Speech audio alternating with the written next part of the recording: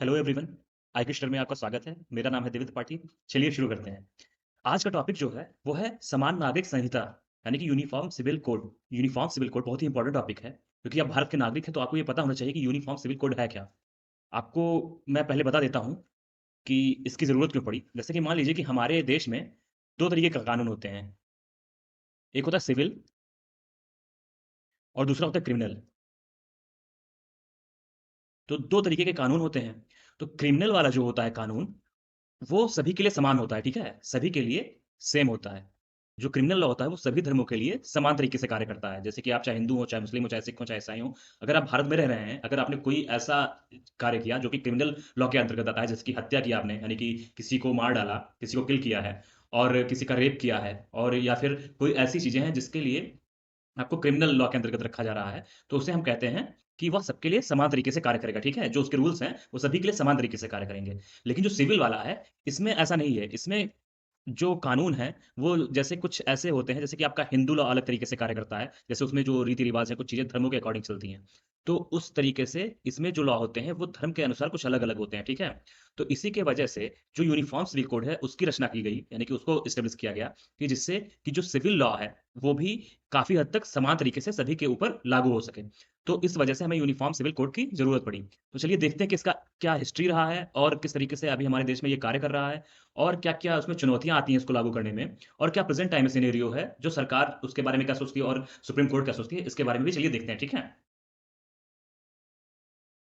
तो इसके बारे में सबसे पहले जानने के लिए मैंने ये बताया है, जो इसमें पहले से ही एक्सप्लेन किया गया है, कि जो यूनिफ़ॉर्म सिविल कोड होगा, वह अपने देश में एक तरीके का कानून लागू करेगा, ठीक है? वो सभी धर्मों में एक तरीके का कानून लागू करवाएगा। एक तरीके के जो लॉ हैं, वो पूरे एंटायर कंट्री में लगेंगे, और जो भी समुदाय हैं, जैसे कि वो हिंदू हो, चाहे मुस्लिम हो, चाहे जो भी हो, तो उनमें जो विवाह और यानी मैरिज का और डाइवोर्स का और जो भी विरासत है, यानी कि इनहेरिटेंस है, उनके लिए और एडॉप्टेशन के लिए, जैसे कि गोद लेने के लिए, ये सभी धर्मों में अलग-अलग तरीके का कानून है, ठीक है? तो उसको ना करते हुए एक सभी का समान तरीके से लॉ हो, तो इसीलिए यूनिफ़ॉर्म सिविल कोड की ज़रूरत पड़ी, ठीक है? अगर हम कॉन्स्टिट्यूशन की बात करें, तो उसमें आर्टिकल 44 में बताया गया है कि जो राज्य है, यानी कि जो स्टेट है, तो वह अपने पूरे क्षेत्र में, जैसे कि राज्य की एक सीमाएँ होती हैं, तो उस अपने पूरे क्षेत्र में एक यूनिफ़ॉर्म सिविल कोड की रचना करेगा, ठीक है? कि जिससे कि सभी लोग एकदम समान तरीके से रह सकें। तो यह एक डीपीएसपी जो होता है वो अपने कॉन्स्टिट्यूशन में, उसमें ये प्रोवाइड किया गया है आर्टिकल 44 में, ठीक है? अगर डीपीएसपी की बात करें, यानी कि directive principle of state policies, अगर इनकी बात करें, तो ये किसी भी न्यायालय द्वारा इसको आदेश नहीं किया जा सकता कि राज्य उसको लागू ही लागू करे, ठीक है? ये राज्य के ऊपर निर्भर करता है कि वह अपने राज्य में लोगों के कल्याण के लिए वो नियम बना सके। तो इस तरीके से अगर आपका जैसे कोई भी डीपीएसपी में वर्क नहीं होता है, तो आप उसके लिए कोर्ट में नहीं जा सकते हैं। यानी कि आपके कोर्ट में सुनवाई इसके लिए नहीं होगी। डीपीएसपी का ये मामला रहता है, ये आर्टिकल 37 में बताया गया है। तो अब देखते हैं कि जो यूनिफॉर्म सिविल कोड है, उसके बारे में और डिटेल्स में समझते हैं कि क्या बात है। अगर हम यूनिफॉर्म सिविल कोड की बात करें, जो इंडिया में इस टाइम लागू हैं, जो हर क्षेत्र में कार्य करते हैं, वो उसमें जो सिविल मैटर्स हैं, वो कौन-कौन से सिविल मैटर्स हैं जिसमें समान तरीके से कार्य करता है यूनिफॉर्म सिविल कोड। तो इसमें है सबसे पहले इंडियन कॉन्ट्रैक्ट एक्ट 1872, यानी कि भारतीय अनुबंध अधिनियम 1872, ठीक है? ये पहला हो गया, इसमें यूनिफॉर्म तरीके से लागू होता है, सबके सभी धर्मों के लिए समान तरीके से लागू होता है। अगर सिविल प्रोसीजर कोड, अगर इसकी बात करें, ये आप स्क्रीन पे देखिए, सिविल प्रोसीजर कोड, अगर इसकी बात करें, तो भी ये सभी के लिए समान तरीके से कार्य करता है। अगर संपत्ति अधिनियम 1882 की बात करें, यानी कि ट्रांसफर ऑफ प्रॉपर्टी एक्ट 1882 की बात करें, तो इसमें भी समान तरीके से कार्य करता है। और अगर पार्टनरशिप एक्ट 1932 की बात करें, यानी कि जो साझेदारी अधिनियम होता है 1932 का, उसमें भी समान तरीके से कार्य करता है। और एविडेंस एक्ट 1872 की बात करें, यानी साक्ष्य अधिनियम 1972 की बात करें, तो ये भी सभी लोगों में समान तरीके से लागू होता है। तो ये कुछ सिविल मामले हैं जिनमें सभी पे समान तरीके से नियम लागू होता है, ठीक है? लेकिन आप जानते हैं कि हमारे राज्य में अलग-अलग तरीके के लोग हैं, और सभी राज्य अपने तरीके से नियम को चेंज कर सकते हैं। तो वो अपने राज्य में कुछ ऐसे नियम बना देते हैं कि जो कि सार्वजनिक मामलों के तौर पे जो धर्मनिरपेक्ष नागरिक कानून है, उसमें विविधता देखी जाती है। यानी कि जो सेक्युलर सिविल लॉज़ हैं, उसमें कई मायने में डाइवर्सिटी देखी जाती है, राज्यों के संशोधन की वजह से, ठीक है? तो आप ये ध्यान रख सकते हैं। अगर अभी रिसेंट टाइम में कोई एक नए केस की बात की जाए, जो कि अभी बहुत ही चर्चा में था, जो कि यूनिफॉर्म मोटर व्हीकल एक्ट 2019 है, उसको भी कई राज्यों ने अपनाने से मना कर दिया है। तो ऐसा भी देखा गया है कि राज्यों ने कई सारे ऐसे कानून हैं, जो अपने तरीके से माने हैं और अपने तरीके से लगाए हैं, और ये समान तरीके से हर राज्य में लागू नहीं हो पा रहे हैं। तो आप समझ सकते हैं कि समान तरीके से लॉ को एनफोर्स करना बहुत ही मुश्किल हो जाता है। और अब अगर जो यूसीसी है, यानी कि यूनिफॉर्म सिविल कोड है, तो उसके बारे में थोड़ा इतिहास समझते हैं कि इसका इतिहास क्या रहा है। अगर हम 1835 की बात करें, यानी कि जब कॉलोनियल इंडिया रहता था, यानी कि जब ब्रिटिश के आधिपत्य में जो हमारा भारत रहता था, गुलाम था, उस टाइम पे भी जो ब्रिटिश सरकार थी उन्होंने माना कि हमें यूनिफ़ॉर्म सिविल कोड की ज़रूरत है, किन-किन क्षेत्रों में जैसे कि अगर Indian law related of crime यानी कि अगर क्राइम से रिलेटेड कोई अगर अनुबंध होता है, यानी क्राइम अगर कोई होता है, तो उसमें समान तरीके से सबको सज़ाएँ देनी चाहिए और समान तरीके से कानून होना चाहिए।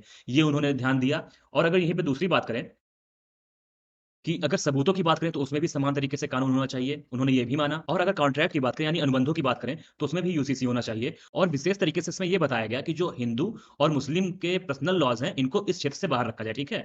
जो अभी 1835 में जो ब्रिटिश राज्य जो हम लोगों पे शासन कर रहा था, उसने ये सब क्षेत्र बताए और उन्होंने ये भी माना कि जो हिंदू और मुस्लिम के पर्सनल लॉज़ हैं, इनको इनसे बाहर रखा जाए, ठीक है? या 1941 की बात है, जिस टाइम पे ब्रिटिश जो शासन था, वो दूर जा रहा था और हमारा देश आज़ादी की ओर बढ़ रहा था, उस टाइम पे सरकार को मजबूरन जो उस टाइम पे व्यक्तिगत मामले बहुत ज़्यादा बढ़ रहे थे। इस वजह से उन्होंने बीएन राव कमेटी बनाई, जिसके द्वारा हिंदू लॉ को एक संहिताबद्ध किया जा सके, यानी कि उसको एक मानक ढाँचा प्रदान किया जा सके, उसके लिए उन्होंने बीएन राव कमेटी स्थापित की। तो आप ये ध्यान रखिएगा कि हिंदू लॉ को संहिताबद्ध करने के लिए बीएन राव कमेटी की स्थापना 1941 में की गई, सरकार के द्वारा, ठीक है?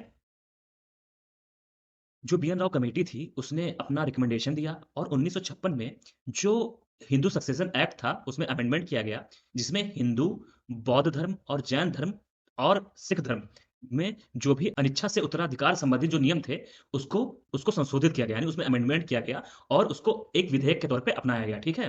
तो आप ये समझिएगा कि 1956 में इनके रिकमेंडेशन को एक विधेयक के तौर पे अपनाया गया और इसके साथ ही जो मुस्लिम धर्म के लोग थे, ईसाई के धर्म के लोग थे और पारसी धर्म के लोग थे, इनका एक अलग पर्सनल लॉ था, ठीक है? अलग-अलग इन लोगों का एक पर्सनल लॉ था, इनका अलग-अलग नियम था हर चीज़ों के लिए, जैसे कि उनमें शादी के लिए, तलाक के लिए और जो भी जो इनके नियम होते हैं, वो अलग-अलग तरीके से इनके धर्म के अनुसार थे, ठीक है? तो आप ये ध्यान रखिएगा, जो बीएन राव की कमेटी थी, वो सिर्फ़ हिंदू जो लॉ था, उसमें जो उसको संहिताबद्ध करने के लिए, उसको कंडीफ़ाई करने के लिए था, ठीक है? तो आप ये याद रखिएगा। और ये बनाया गया था 1941 में और इसका जो रिकमेंडेशन था, उसपे 1956 में एक डिसीज़न लिया गया था, एक विधेयक के द्वारा, एक बिल के द्वारा, ठीक है?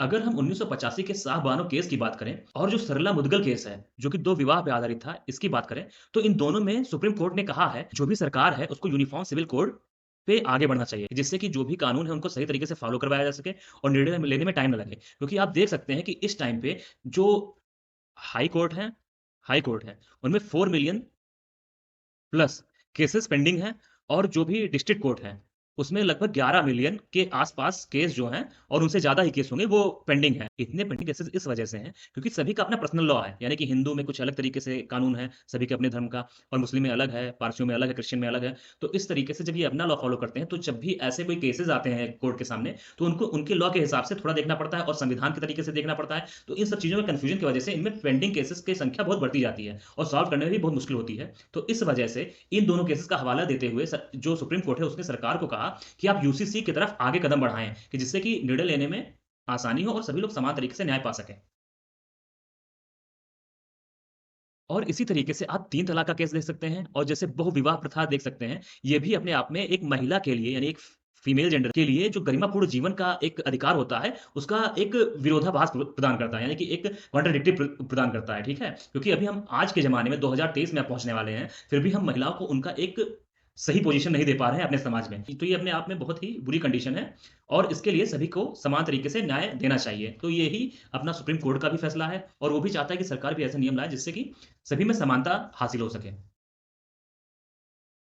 और अगर पर्सनल लॉ पे जो यूनिफ़ॉर्म सिविल कोड का प्रभाव देखें, तो उसमें कई सारे पॉज़िटिव पॉइंट हैं, जिसमें अगर समाज के कमज़ोर वर्ग को संरक्षण प्रदान करना है, तो जो हमारे संविधान के निर्माता माने जाते हैं, डॉक्टर भीमराव अम्बेडकर, उनका मानना था कि जो यूनिफ़ॉर्म सिविल कोड होता है, उसका महत्वपूर्ण उद्देश्य ये है कि जो हमारे समाज में महिलाएँ हैं, यानी कि जो फीमेल्स हैं और जो भी कमज़ोर वर्ग के लोग हैं और जो भी धार्मिक तरीके से अल्पसंख्यक लोग हैं, उनको यह सुरक्षा प्रदान करेगा और हमारे देश में जो अपना नेशनलिस्ट भावना है, उसको बढ़ाने में एक महत्वपूर्ण भूमिका निभाएगा। तो उनका ये मानना था और अगर देखा जाए, तो यूनिफ़ॉर्म सिविल कोड जो है, वो कानूनों को सरलीकरण करेगा, यानी कि सिम्प्लिफिकेशन ऑफ लॉ करेगा। क्योंकि आपने अभी देखा कि जो हमारा सुप्रीम कोर्ट है, वो भी इसी चीज़ को मानता है कि अगर यूनिफ़ॉर्म सिविल कोड आएगा, तो उससे जो भी केसेज़ होंगे, उनको सॉल्व करने में भी आसानी होगी। सभी के लिए समान नियम होंगे, तो उनको समझने में भी आसानी होगी और जल्दी-जल्दी से उनको क्लियर भी कर सकेंगे, अगर कोई प्रॉब्लम आती है लोगों में तो। तो ऐसा करना बहुत ही अच्छा रहेगा और सिंपल रहेगा, ठीक है? और अगर या यूनिफ़ॉर्म सिविल कोड लगता है मैरिज से रिलेटेड हो या फिर विरासत से हो यानी इनहेरिटेंस से हो और अगर आपका सक्सेशन से हो यानी कि उत्तराधिकार से हो रिलेटेड कोई केस हो या फिर गोद लेने के आस-पास का जो भी कोई जटिल कानून होगा, वो सरल हो जाएगा, ठीक है? क्योंकि सभी का अपना-अपना कानून लगता है। अगर एक जो लॉ हो जाएगा, यूनिफ़ॉर्म हो जाएगा, तो सभी के लिए एक समान रहेगा और उसको लागू करने में भी आसानी होगी। तो ये मानना है, ठीक है? और जो सेक्युलरिज़्म का कॉन्सेप्ट है यानी कि सभी धर्मों को एक समान मानने का जो कॉन्सेप्ट है, यानी धर्मनिरपेक्षता का जो कॉन्सेप्ट है, जो हमारे संविधान में मेंशन है, उसके द्वारा जो ये यूनिफ़ॉर्म सिविल कोड है, इसके द्वारा यह संभव हो सकता है कि सभी लोग जब एक ही नियम को मानेंगे, एक ही लॉ को मानेंगे, तो यह अपने आप में एक सही तरीके से सेकुलरिज़्म की शुरुआत होगी। तो यह सिर्फ़ यूनिफ़ॉर्म सिविल कोड ही कर सकता है, तो ऐसा मानना है, ठीक है? ये एक है पॉइंट। जो आज का समय है, उसमें भी महिलाओं को अभी भी कमतर तरीके से देखा जाता है। और जो पहले से ही हमारा जो कॉलोनियल पीरियड से लेके और अगर हम और पीछे जाएँ, वैदिक पीरियड से लेके जाएँ, तो कुछ मामलों में पहले तो माना जाता था महिलाओं को, लेकिन उसके बाद भी जैसे कि कुछ सभाएँ होती थी जिसमें महिलाओं को बैठने का वो अनुमति नहीं था। अगर अभी भी प्रेज़ेंट टाइम में देखें, तो जैसे कुछ ऐसे कॉन्सेप्ट हैं जो महिलाओं के लिए बाधित हैं। महिलाओं के लिए हमेशा से ये समाज उनको बराबर का हिस्सेदारी नहीं देता है। तो जो जब ये यूनिफ़ॉर्म सिविल कोड आएगा, तो उसके द्वारा महिलाओं का जो सामाजिक तौर-तरीका है और जो सामाजिक तौर पे बराबर रहने का एक हक है, वो उनको मिलेगा और लैंगिक असमानता दूर होगी, यानी कि जेंडर इनइक्वालिटी दूर होगी, ठीक है? अगर इसके लिए चुनौती के बारे में देखा जाए, उसको जो लागू करने की चुनौती के बारे में देखा जाए, तो यहाँ का जो समाज है, भारत समाज है, उसमें जो अल्पसंख्यक लोग हैं, वह यह समझते हैं कि जो बहुसंख्यक लोग हैं, वह जाति कर रहे हैं अल्पसंख्यक के ऊपर। तो ऐसा समझ सकते हैं क्योंकि जो बहुसंख्यक लोग हैं, वो अपने तरीके से रूल लागू करना चाहते हैं हमारे ऊपर। तो ये हो गया एक पॉइंट, एक ये चुनौती है। और अगर संवैधानिक तरीके से देखा जाए, तो संविधान में आर्टिकल 25 में बताया गया है कि सभी धर्म अपने तरीके से अपना अभ्यास कर सकते हैं धार्मिक तरीके से जैसे कि मुस्लिम हो गए तो वो अपने रीति-रिवाज कर सकते हैं, हिंदू अपने तरीके से रीति-रिवाज कर सकते हैं, क्रिश्चियन अपने तरीके से कर सकते हैं। तो ये बताया गया है। तो जो हमारे कॉन्स्टिट्यूशन में बताया गया कि सभी को समानता दी जाएगी, जो कि धर्म, जाति और लिंग के आधार पे कोई भी विभेद नहीं करेगा, इसमें भी एक प्रॉब्लम क्रिएट करता है। ये कॉन्ट्राडिक्टरी बनाता है इसको पालन करने के लिए, ठीक है? जो यूनिफॉर्म सिविल कोड है, अगर इसको लागू किया जाए, तो ये अपने आप में एक कॉन्ट्राडिक्टरी प्रदान करता है संविधान से। तो आर्टिकल 25 और आर्टिकल 14 में आप समझ सकते हैं कि ये उनका हनन हो जाएगा अगर यूनिफ़ॉर्म सिविल कोड अगर लागू किया जाता है। अगर हम इसका वे फॉरवर्ड देखें यानी आगे का रास्ता देखें कि क्या हो सकता है इसके लिए, क्या सॉल्यूशन निकल सकता है, तो इसमें ये माना गया है कि सरकार और समाज को यानी कि गवर्नमेंट को और सोसाइटी को साथ में मिलके कार्य करना पड़ेगा। अपने ऊपर एक समझ विकसित करनी होगी यानी कि एक सोच डेवलप करनी होगी, जिसमें वे एक-दूसरे पे भरोसा कर सकें, ट्रस्ट निर्माण कर सकें कि जो भी आगे का समाज होगा, वह सोशल रिफ़ॉर्म करेगा, बजाए इसके कि वह रूढ़िवादिता फैलाए। यानी कि जो रिलीजियस कंज़र्वेटिव्स होते हैं, यानी कि जो रूढ़िवादिता होती है, उनको बढ़ाने के बजाय सोशल रिफ़ॉर्म्स करना होगा। यानी कि जो समाज सुधारक कार्य हैं, उनको करना होगा। क्योंकि जब अगर अपने आप में ही कोई समाज अगर अपने रूढ़िवादिता को खत्म करके एक अच्छी सोच डेवलप करे, तो अपने आप में उनके नियम तभी थोड़ा कम हो सकते हैं। जो पर्सनल लॉज़ हैं, उनमें जो जटिलता है, वो कम हो सकती है। जो टफ़ है इनका रूल, वो कम हो सकता है और जो भी प्रॉब्लम्स आती हैं, उनको सॉल्व करने में आसानी हो सकती है। तो इनको गवर्नमेंट को और जो समाज है, उसको साथ में मिलके काम करना होगा और ट्रस्ट पैदा करना होगा एक-दूसरे के ऊपर। अगर ये देखा जाए कि हमें यूनिफ़ॉर्म सिविल कोड लाना है, तो जैसे कि होता है कि अगर आपको सक्सेसफुल होना है, तो आपको एक सीढ़ी के तरीके से चलना पड़ेगा। यानी कि अगर आप पहले थोड़ा तैयारी करें, आज आपने हिस्ट्री पढ़ लिया, फिर आपने कोई और सब्जेक्ट पढ़ लिया, पॉलिटी पढ़ लिया, फिर इकोनॉमिक्स पढ़ लिया। आप एक ही दिन में सारी चीज़ें नहीं पढ़ सकते हैं और सही तरीके से नहीं पढ़ सकते हैं। अगर आप चाहें कि एक ही दिन में सारी चीज़ें आप कर लेंगे, तो ये मुश्किल है। तो इसी तरीके से अगर जो सरकार का दृष्टिकोण होना चाहिए और इसको यूसीसी को लागू करने का, वो एक साथ ही लागू करने का नहीं होना चाहिए। वो अगर विवाह के लिए जो कानून है, उसको पहले एक अप्लाई करे कि हाँ, इस तरीके से वो कम्युनिटी को ले और अपना साथ में बैठे, कुछ इस इन पक्षों पे बात करके फिर एक डिसीज़न ले यूनिफ़ॉर्म करने के लिए। एक ये हो जाए, फिर गोद लेने के लिए एक अलग से हो जाए लॉ, उसके यूनिफ़ॉर्म करें और उसके बाद उत्तराधिकार के लिए जो सक्सेशन है, उसके लिए एक अलग तरीके से चरणों में एक स्टेप वाइज़ जो अप्रोच होती है, उसको अगर उस तरीके से लागू करें, तो ये अपने आप में यूनिफ़ॉर्म सिविल कोड लागू भी हो जाएगा और ये सफल भी रहेगा। तो इसके लिए सरकार और वो दोनों आपस में मिलके चरणबद्ध तरीके से इसको लागू कर सकते हैं। तो एक वे फॉरवर्ड ये समझ सकते हैं हम लोग। और आज का अगर परिवेश देखें यानी कि अगर आज का एनवायरनमेंट देखें, तो हम लोग रूढ़िवादिता और पूर्वाग्रह से जूझ रहे हैं। यानी रूढ़िवादिता यानी कि आपका जो पहले से ही सोच हो रखी है किसी चीज़ को लेके, जैसे कि आप मान लीजिए कि ये ऐसा ही है। अगर आप अपने किसी दोस्त को लेके ऐसा सोच लेते हैं कि हाँ, ये ऐसा ही करता है हमेशा, तो अगर आप पहले से ये सोच रखेंगे, तो अगर वो कुछ अच्छा भी करेगा तो आपको नहीं समझ में आएगा, ठीक है? और जो ये पूर्वाग्रह हो जाता है और रूढ़िवादिता भी इसको समझ सकते हैं अगर ज़्यादा टाइम तक ऐसे रहे। तो इनको दूर करने के लिए सभी व्यक्तिगत कानूनों का है, यानी आप समझ लीजिए सभी जो जाति धर्म हैं, उनको सभी को एक तरीके से संहिताबद्ध करना बहुत आवश्यक है। यानी कि यूनिफ़ॉर्म सिविल कोड लाना बहुत आवश्यक है, जिससे कि ये जो पूर्वाग्रह वाली जो बात है, यानी कि जो पहले से ही सोच हम लोग रखते हैं, वो दूर हो सके और वो रूढ़िवादिता खत्म हो सके। तो स्टीरियोटाइप थ्योरी होती है ना, किसी चीज़ को लेके वो खत्म हो सके, उसके लिए यूनिफ़ॉर्म सिविल कोड लाना बहुत ज़रूरी है। इससे हमारा जो फंडामेंटल राइट्स हैं, वो भी कॉन्स्टिट्यूशन में जो हमारे फंडामेंटल राइट्स हैं, वो भी सेव होंगे और सही तरीके से लागू भी हो सकेंगे। तो ये बहुत ज़रूरी है हमें uniform civil code present time में लाना। तो ये अपने आप में बहुत अच्छा भी है, बहुत चुनौतियाँ भी हैं और उनको कैसे दूर किया जाए, उसका एक रास्ता भी है। तो इसको सोच समझ के आगे बढ़ना चाहिए और यही पूरा टॉपिक का निचोड़ है, ठीक है? तो कुल मिला के हमने यूनिफ़ॉर्म सिविल कोड के बारे में सारी चीज़ें जानी, उसका पास्ट क्या था और इस टाइम प्रेज़ेंट टाइम में सिनेरियो क्या है, ये किस टाइम पे लागू होना शुरू किया गया था और कैसे-कैसे बढ़ते-बढ़ते प्रेज़ेंट टाइम में क्या सिचुएशन है। तो आप लोग ये सारी डिटेल समझ गए हैं और या इसके कुछ नुकसान भी हैं, फ़ायदे भी हैं, लेकिन अगर इसको सही तरीके से समझा जाए, तो काफ़ी मायने में ये अच्छा कर सकता है आगे आने वाले समय में। तो इसी के साथ मैं इस टॉपिक को कंप्लीट करता हूँ। आशा करता हूँ कि आपको ये समझ में आया होगा। अगर आपको समझ में आया है, तो आप लाइक करें, शेयर करें, कमेंट करें और सब्सक्राइब करें, जिससे कि और मैं अच्छे कंटेंट लाके आपके सामने पेश कर सकूँ। Thank you so much. फिर मिलते हैं। Bye bye. Take care. Love you all.